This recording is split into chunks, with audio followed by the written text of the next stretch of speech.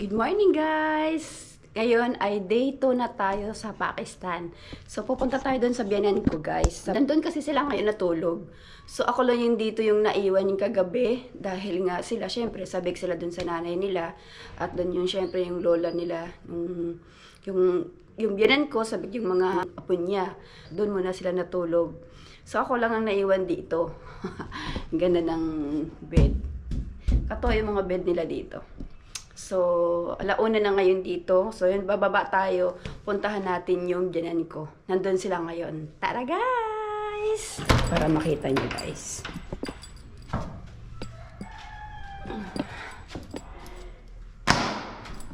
Yan, bababa tayo. Tatlong palapag tayo. Yung sa kaluwaya ko na malawang palapag siya.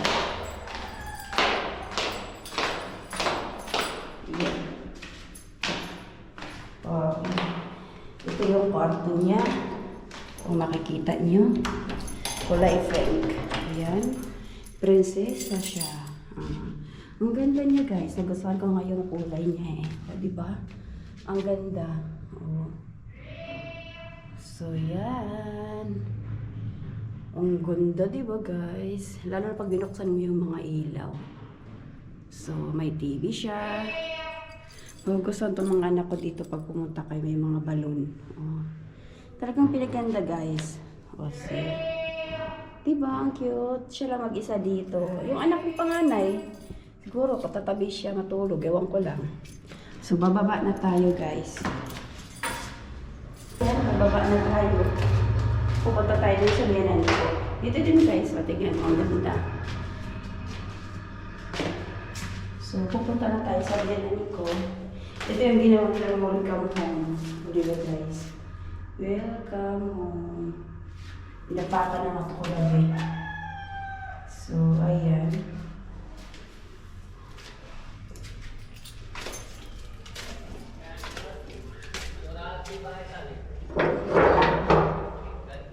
Ayan. Kapitbahay. Ayan guys. Oh.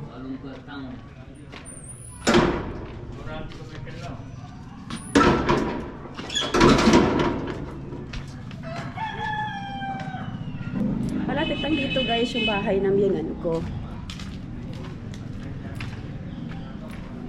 Ayan. Malapit lang siya dito. So, ay mga kapitbahay guys, may mga CCTV din sila. Oh. Ayan. Ito yung bahay ng pinagawa to ng asawa ko. Siya rin ang ano. Ayan, ang ganda. Ayan, hanggang doon sa dulo yun. Ayan, ano tayong ginawa nila? Wow, cleaning! Assalamualaikum! Oh, naglilinis sila. Ayan, cleaning. Assalamualaikum!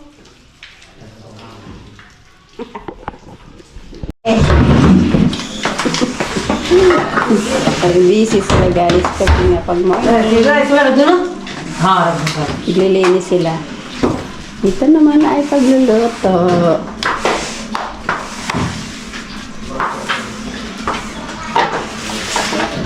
O diba?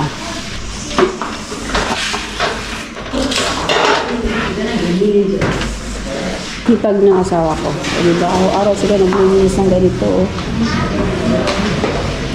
Itong morning routine nila. Alaw na nga dito eh.